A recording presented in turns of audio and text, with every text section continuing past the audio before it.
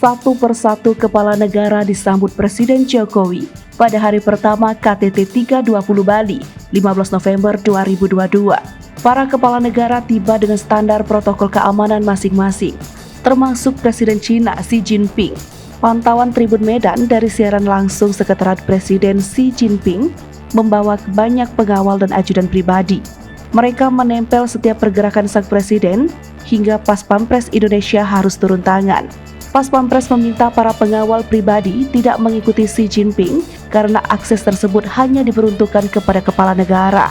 Sempat terjadi perdebatan singkat lantaran ajudan Xi Jinping memperlihatkan ID card namun tetap dilarang Pas Pampres Indonesia.